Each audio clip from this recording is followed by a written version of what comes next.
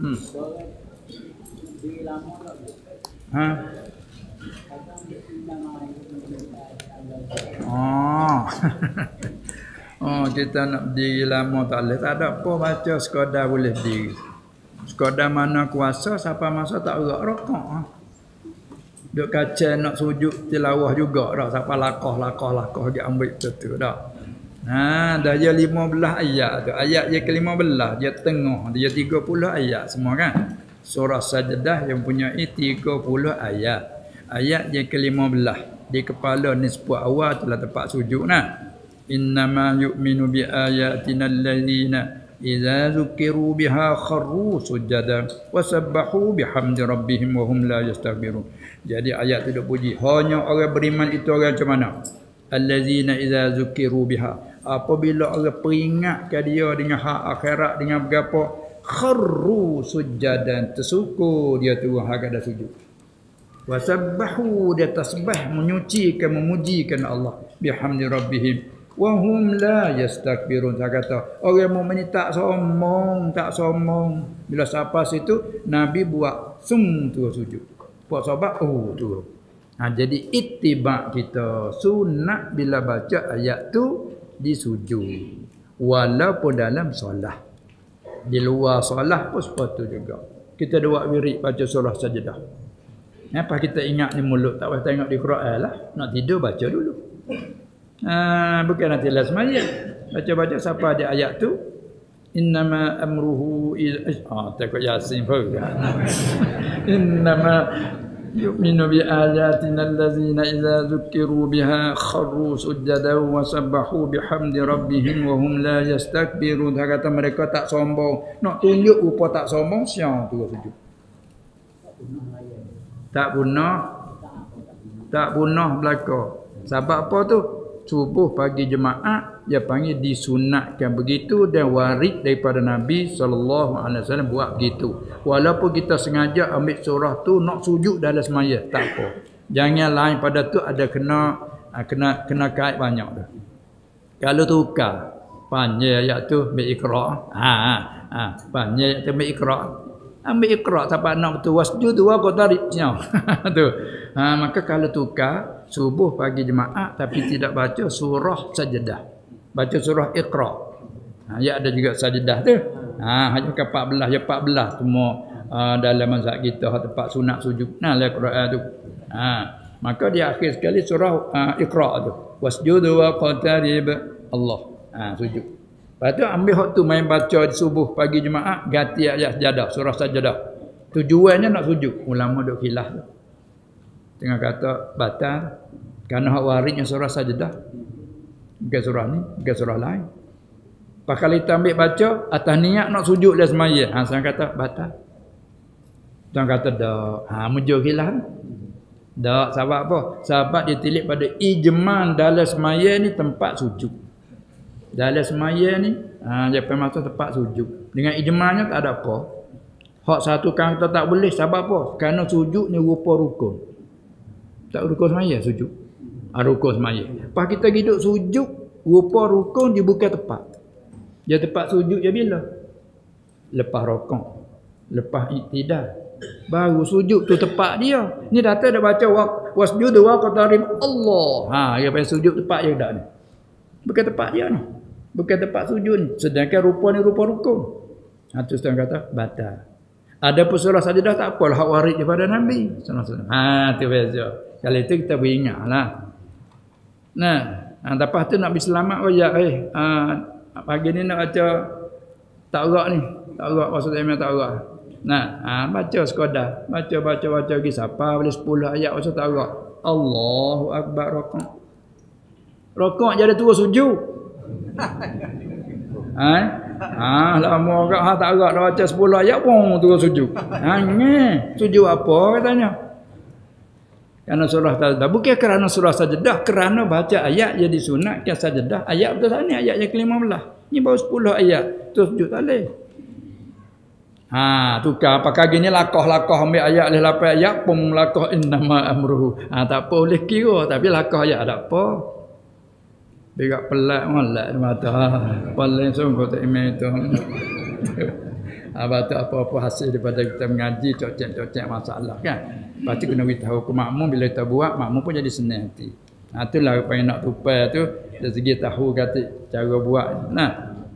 Terus ada lagi soalan boleh lagi sama tahu nak baca kitab yang kedua.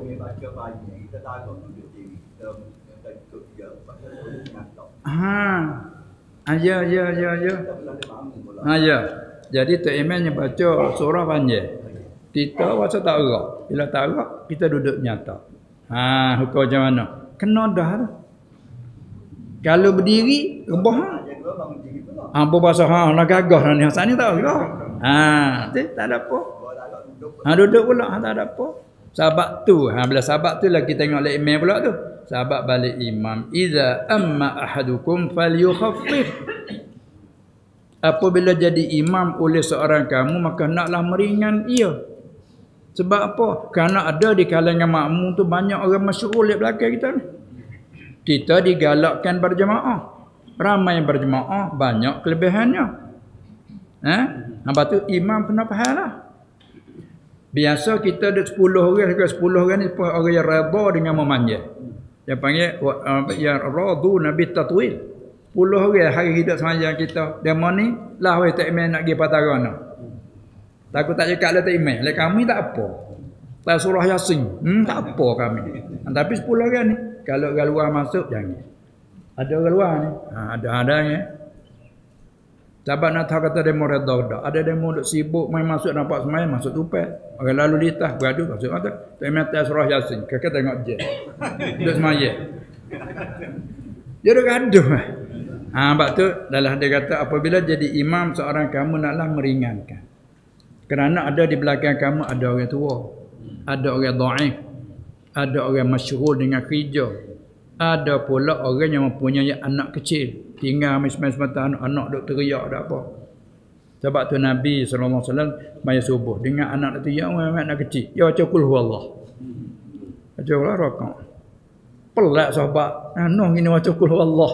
Kerana aku dengar anak kecil dia menangis, dia teriak, aku memang takut ibu dia susah hati. Susah sungguh. Anak duk wah nak dia ambil anak tak boleh duk semaya tak main duk surah Yasin duk tengah tak ada mana ya Allah. Lagu faraqah. Ya sebab tu kena hukum ada pergi mari. Bila balik makmum kita tu radhi nak jumpa kaum bagi imam bagi kaum yang redha dengan memanjat maka bolehlah. Kalau tidak kena sifat sederhana. Panjang sikit dan seramai-ramai subuh. Kerana ketika dia panggil tak sibuk mana lagi. Tu dia. Orang sibuk pun main subuh dulu. Tak ada kan? Ada apa hal zuhur gini? Pertengahan. Mengarik isyak, mengarik pendek sikit kerana waktunya sempit. Itulah makna kena tahu situ. Tahu nak panjat mata. Tengok makmum lelaki ke duduk, ke bangun. Tapi nak ayat kalau berlaku lagu tu, ya kita makmum. Kenapa? Kerana kita mengaji pula afdal duduk dengan berdiri. Nah, apa dia kalau kita sembahyang fardu rukunnya kena berdiri bagi orang yang kuasa berdiri. Tak sah nak duduk kerana rukun kecuali uzur. Apa kalau uzur pula kadang-kadang kuasa di peringkat awal. Diri bahasa tak erak, duduk. Tapi kalau sembahyang solat tak ada sakut dengan siapa, baca Fatihah, rakaat. Tu pun dah kadang kita baca Fatihah boleh 4-5 ayat bahasa erak. Pasal lemuk lutut. Turun. Turun duduk. Tu. Sebab tu lah masalah ilatnya kalau seorang semaya lebih dalam perahu ataupun atas kenderaan. Pening-pening membawa pada pening, hilang khusyuk, maka duduk. Bukan syarat nanti rebah dulu dak lah. Masa pening duduk. Lepas tu dah. Lepas tu balik tak email lah pula kena beringat lah. Apa dia? Berapa? Poneh mukhannas dipanggil kan? Berapa? 9 menata. Lah tahu dah lah. Ya orang jatuh hukumnya lelaki. Tapi orang panggil apa tu? Lelaki yang al-musyabbihin bir rijal. Hak tu datang daripada hadis la'anallahu rijal al-musyabbihin bin nisa. Wan nisaa al-musyabbihati bir rijal. Dua-dua tu laknat, maksud ada dosa besar bila sebut kalimah laknat. Allah laknat atas lelaki yang menyerupai perempuan. Gitu sebaliknya Allah laknat perempuan-perempuan yang menyerupai lelaki. Dia panggil mutarajjilin. Dia orang perempuan hakikat tapi buat jadi serupa lelaki. Siapa panggil apa? Tong. Tadi tu kan. Oh, tengok apa jatuh dah. Mak kayu ujung apa tino tong dia panggil. Tu haram je usaha nak jadi jatuh. Sebab dia panggil tasyabuh. Tak boleh tasyabuh. Bila lelaki juga usaha menyerupai perempuan. Dia panggil, lepas tu dia panggil apa? Mukhannas. Kalau khunsa betul tu punya dua alat. Seorang ada alat lelaki, zakar ada, farad ada. Panggil khunsa tu. Maka khunsa tu tak apa asli tu menjadi kedua alat. Lepas tengok dia apa? Nafsu dia. Kalau nafsu dia tak ada kedua-dua. Bermaknanya kalau bersuami pun dia boleh terima dia ada nafsu. Dan kalau beristeri bini pun dia boleh pada dia ada nafsu kedua. Itu panggil khunsa muskil. Apa muskil? Tuan sendiri dah muskil. Aku ni sebenar jatuh ke betina aku ni. Dah muskil tadi. Dan kalau kita tanya hukum atau alim untuk ulama apa ulama dah muskil. Aku nak hukum tak ada tadi dirimu. Amun bahasa bini boleh bini dah? Boleh? Bini boleh? Belaki boleh tak? Belaki boleh tak? Mu nak apa jatuh ke betina? Dia panggil khunsa muskil. Adapun kalau ada dua alat tapi kalau cakap bab bersuami tak ada keinginan. Kalau bini nak yang panggil khunsa wadih. Hukum lelaki. Panggil khunsa tilip pada dua alat. Tak kalau dia tu nyata kata keinginan nafsu lelaki je ada wadih. Kalau keinginan lelaki tak ada, kalau kebalik bersuami dia nak ke bini dia tak sih, dia panggil wadihah. Hukum perempuan. Ada pohon ni lelaki hakikatnya. Lelaki tak ada syak dah. Cuma hidup buah hidup buah dada ke bautik. Dah itu kan? Hidup belah kemaluannya, buah takarnya, buah tandai Allah. Ni banyak dalam demo tengok YouTube tu demo dia berdakwah dalam Jawa Indonesia. Puak dia ramah. Macam puak tapi mana dia mengucap masuk 2 kelima syahadah menyesal. Tu banyak. Kita panggil ponel. Siapa panggil apa dah? Katai. Tu dia. Hukum tu harat. Kalau daging tu harat. Kena nasihat pada dia. Kalau boleh menyampaikan dia tu, nasihat ke dia. Lepas tu tempat anak di mana? Dia semelah binatang. Dia Islam dah. Dia Islam dah. Terus nak kata dia tu Islam. Dan dia pun iktikad. Dia tak ada iktikad menghalalkan. Tak lah dia buat. Cuma nafsu dia ya. Kalau dia tu Muslim, orang panggil Muslim yang fasik. Maka Muslim yang fasik, apa dia? Sah sembelihan dia tu. Sah sembelihan dia tu. Tapi juga orang panggil kata, nasbah orang yang ni jadi rasa kurang, makruh, rasa gitulah. Sah sembelihan. Sokong apa? Dia berjual, pandai berjual. Itu nak makan nasi. Bukan lagi sokong. Yalah, bukan lagi sokong. Kedai nasi. Payah masak sedap. Kita boleh makan situ. Kita tak reda tertentu tu. Kita bayar duit. Alah tu bukan lagi dok sokong. Kedai kita nak makan je berjual. Apa tu kedai lain pun ada kedai lain tak sedap. Ada kira tak sah ni kedai orang apa nama ni kita beli kedai ni bukan orang Islam tapi jualan dia tu sah halal dia sakut pak dengan hak melantah haram makan dak lah ada apa kita beli muamalah bab muamalah ni suku tu dia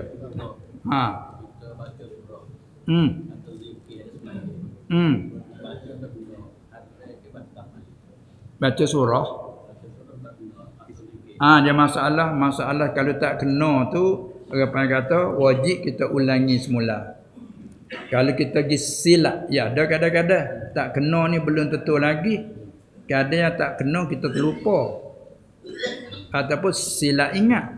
Ya ayat ni dia sikit-sikit tempat ada wah tak ada wah, kadang tempat tu dah. Ni pergi silap tu dia. Baris, pasti dia dobit dianya lahnun. Kalau salah baris dia panggil lahnun. Lahan dia panggil lahan salah baris. Seperti baris depan dia baca baris atas. Baris bawah dia baca baris atas. Masalah dia panggil lahan. Maka salah yang dua pula, terkadang salah membawa pada berubah makna, terkadang salah yang tak membawa pada berubah makna. Seperti salah tak berubah makna seperti kalau baca Fatihah, iyyaka na'budu wa iyyaka nasta'in. Tu panggil salah. Hak betulnya kaedah na'budu nasta'inu, tiba iyyaka na'budu. Tu panggil lahnun salah dengan kaedah, kerana yang ngaji kata PM dara sunyi daripada amal nasab amal jazah, hukumnya rafa' marfu'. Bila rafa' alamat rafa'nya dhammah. Nasta'inu na'budu, tiba-tiba baca iyyaka na'budu, salah, makna tak ada teralih pun. Tapi salah, wajib undur klik kalau tak teringat, undur balik. Gitu jelah. Tak ada salah, tak ada teralih makna apa dak. Adapun kalau salah pada bacaan yang sunat, kalau kita sengaja menyalahkan, tu dia panggil salah. Kalau kita silap, silap ingat apa yang dia faham dia, kalau orang Melaka dengar dia kena tegur tu, tolong jaga tu. Apa tak ada orang jaga kita pergi. Maka hak sunat, baca hak sunat tu dia kita pergi silap, kita tak teringat, kita dah cari tak mari juga. Berhenti rokok sekat tu. Itulah dia panggil salah pada baca sunat ni. Kalau kita pergi teringat, hundur balik. Hundur balik. Itulah dalam sunat tepat wajib kita kena bergaduh sikit Fatihah jelah. Tak ada punah. Dia panggil apa dia? Dia panggil salah segi qiraah. Apa pula dia bagi surah yang sunatnya. Itu dia. Kalau kita wakah ni hilang milik dah. Bila hilang milik, patut hilang milik. Bila hilang milik, kita nak tukar bentuk mana? Tukar dengan jalan jual beli tak boleh. Kalau nak jual beli kena milik. Bila barang bukan milik, nak jual beli tak boleh. Pas tukar maksud lagu mana tukar?